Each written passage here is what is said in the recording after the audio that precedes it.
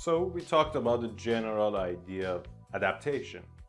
Now let's take a more detailed look at it. We have development processes in every project. They are specific to projects and different from one to the other. These are the development processes we have for IT development. Specification is when we try to understand the requirements, and then we have design for architecting those requirements. We create the code, and we have to integrate different pieces of code and make the tests and troubleshoot and everything else. These are the processes we have to follow in every IT development project. It doesn't matter how we are developing, agile or predictive, they are always the same. You may use other terms, you may want to split some of them to multiple items or merge them into one, but the idea is the same. So how can we do that? There are two main options. One of them is to run the development processes one after the other. In here, we spend enough time specifying everything for the project. And when we are done with the specification, then we spend enough time for design. We design everything. And then we build everything, create all pieces of code, and finally we integrate them, test them, troubleshoot, and everything else. As you see here, this kind of life cycle, this is called a life cycle. This kind of life cycle is suitable for this situation when we have a strong relationship between the output and the outcome. You see, because we are predicting everything. Everything we have here is based on the assumption that we can know the best product for our project. Not that we have the illusion that we really know. In that case, it's a great option.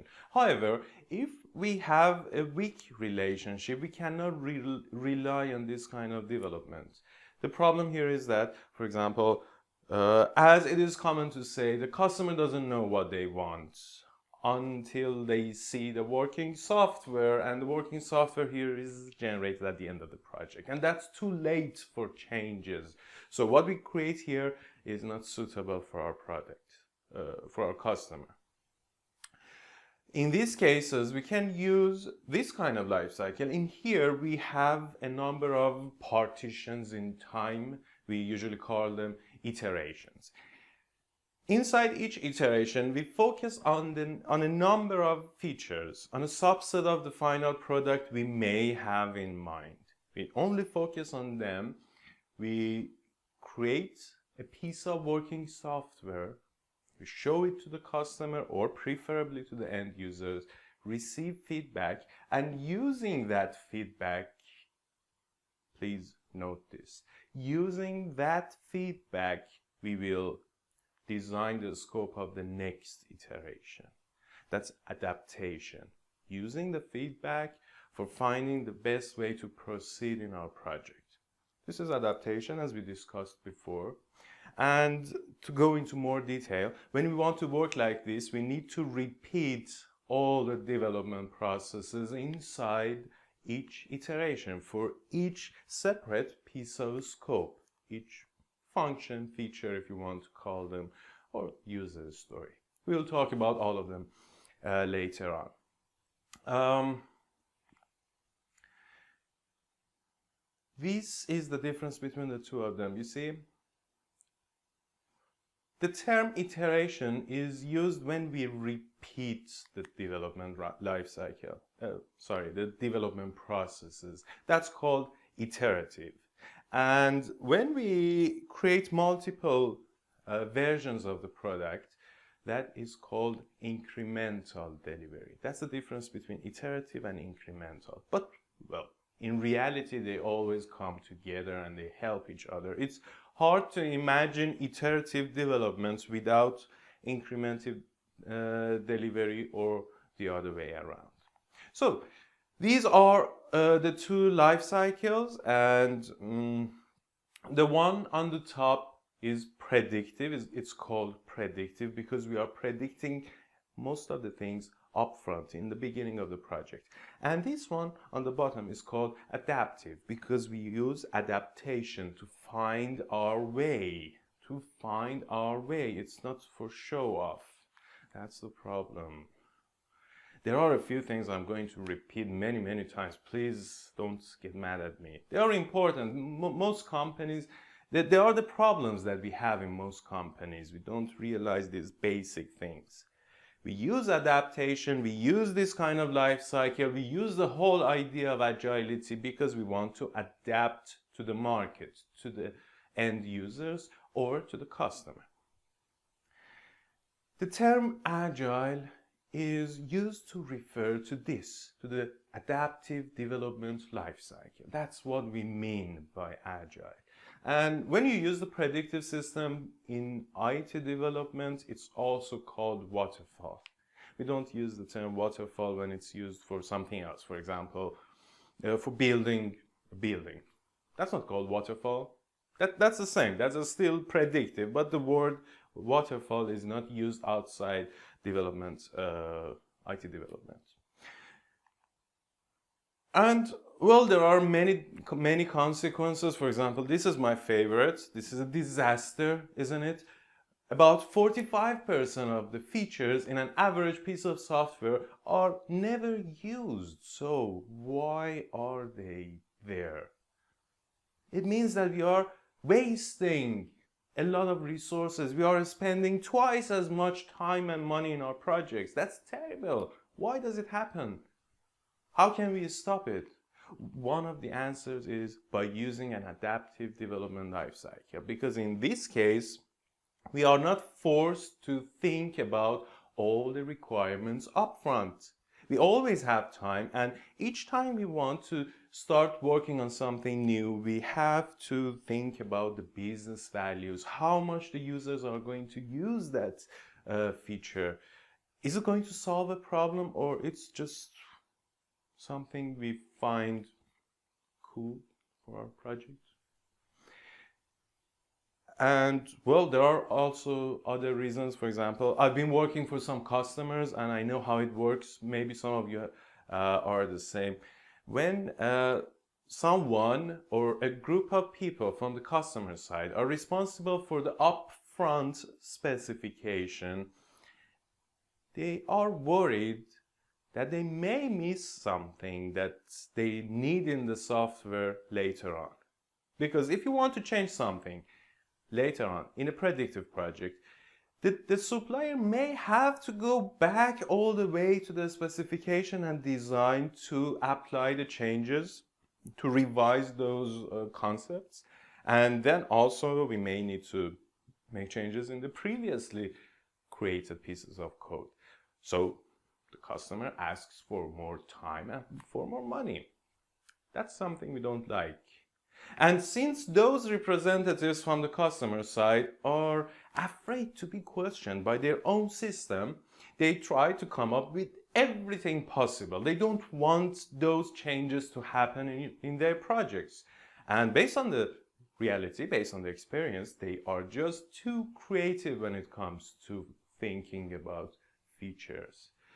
That's why we end up with this 45%, which is a disaster. But here, they don't have to force themselves to think about everything up front. They can always ask for new features, so they won't use those kind of imaginations. This is great.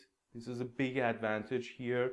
And avoiding this 45% is one of the main reasons we are faster in Agile. It's not because we are working faster. It's because we are avoiding waste. Waste. Does it remind you of something when we say waste?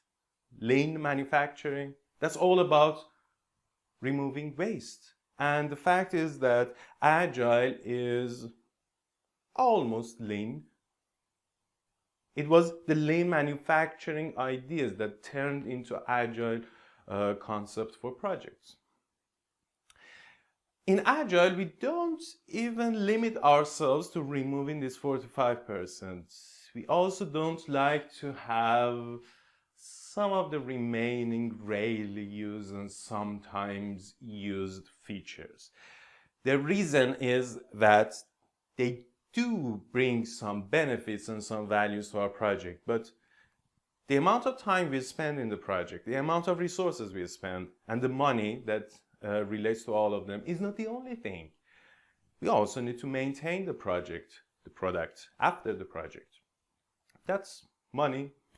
And when you have a more complex product, it's harder to maintain it after the project is finished. It's more time consuming, you need more resources, and even training the end users to use the application will be harder. So we call that total cost of ownership. Having these items, rarely used or sometimes used, may seem like a good idea, but they increase our total cost of ownership. That's why we prefer to avoid them.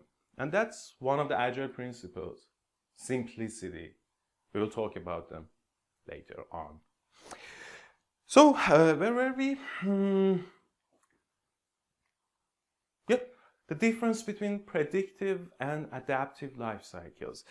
Let's say this animation, I think it shows everything clearly.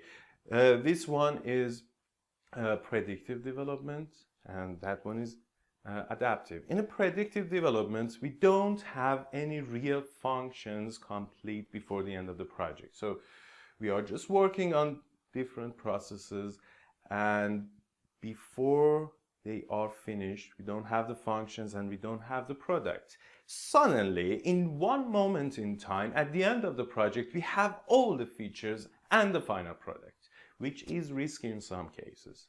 Some cases, not all cases.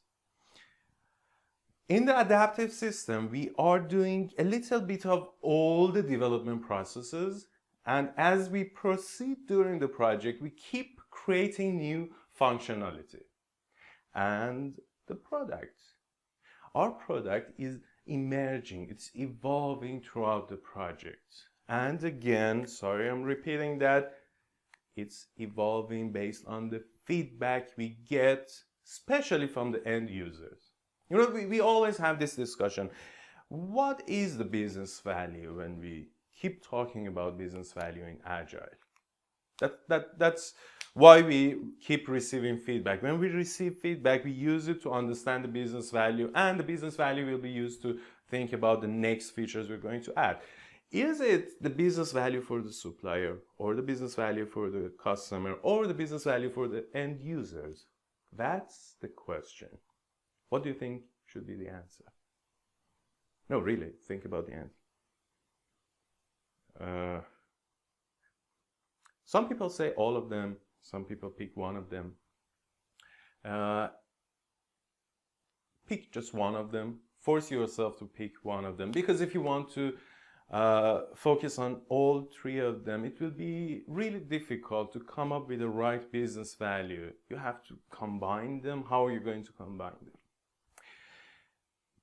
We believe that business value in Agile projects it's for the end users, not for the customer and not for the supplier. What the end user believes is the main driver for our adaptation. And the reason is that if you have a happy set of end users, your customer will be happy as well.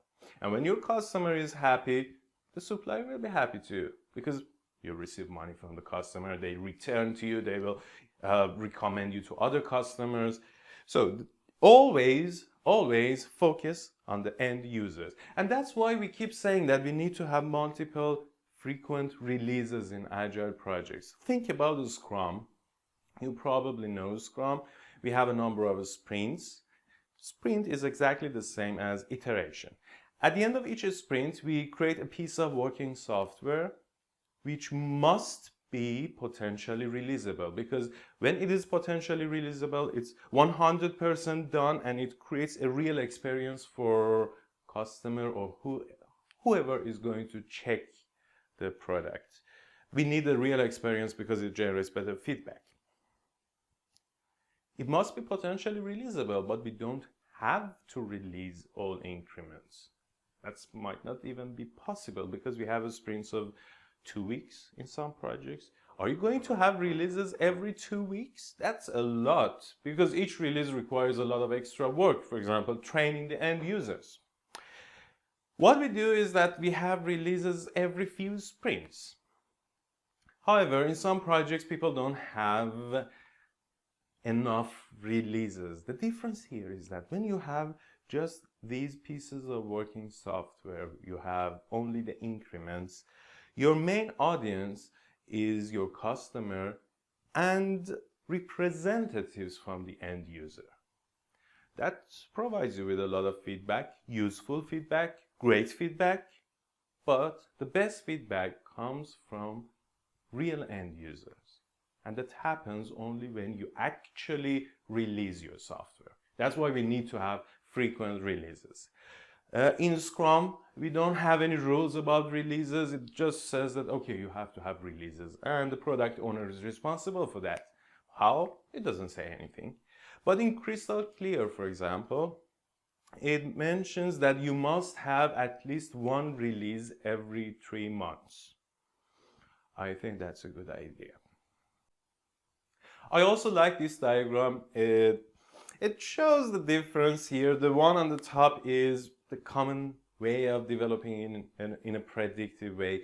The elements we create during the project are not usable. They are just parts of the final product, and only the final product is usable. While in this way we have useful outputs, and when they are useful, they can generate better feedback. And that feedback may be the reason you end up with a different product at the end of the project. Well, it's a nice diagram, but it's not 100% realistic, because in here, what we see in this diagram, each output is not part of the next output. In Agile, each of our increments, each of our outputs are part of the next one. But this is just a diagram. So, what is Agile? You remember the two groups of people? Some of them say that Agile is the use of an adaptive life cycle, the one we've been talking about so far. And the other group say that it's only about certain behaviors and practices. The point is that when you use an adaptive development life cycle, you need to have certain behaviors and practices. For example, in a predictive system, you have a complete plan. And in the beginning of the project, you spend enough time with senior managers, any kind of manager, to do all the decision making. And when you pass the beginning of the project, when you're done with the planning, you're done with most of the decisions.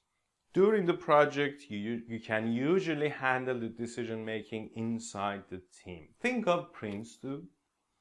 Normally, we expect the deviations to be inside the tolerance level, and we don't want anyone else to get themselves involved in the decision making.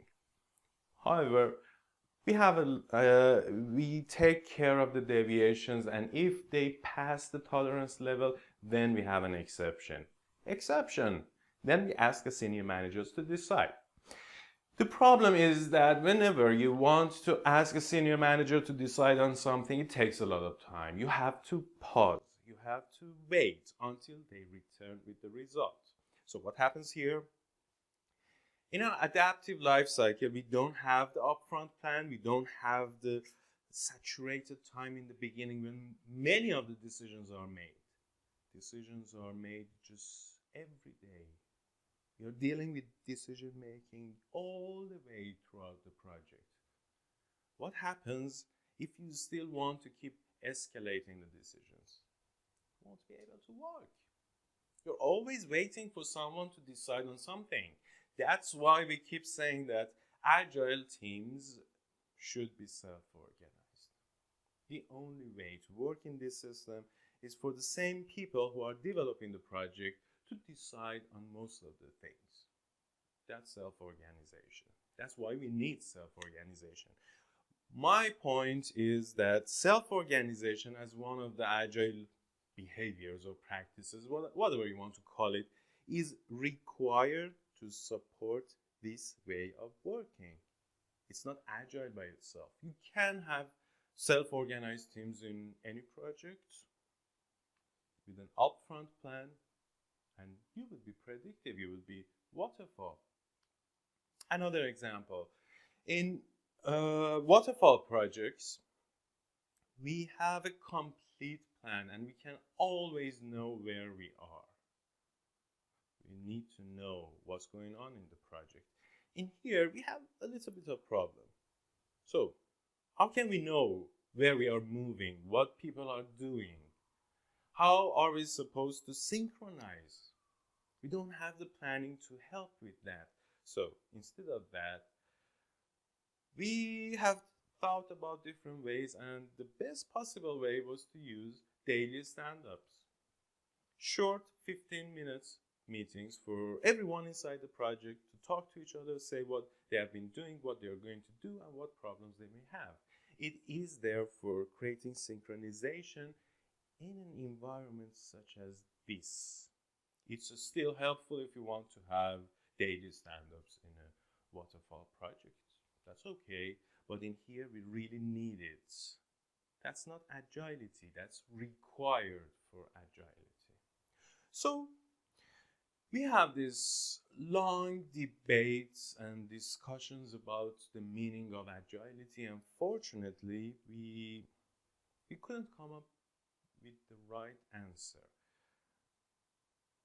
People in the other group who believe that agile is only about practices and behaviors, there are more of them.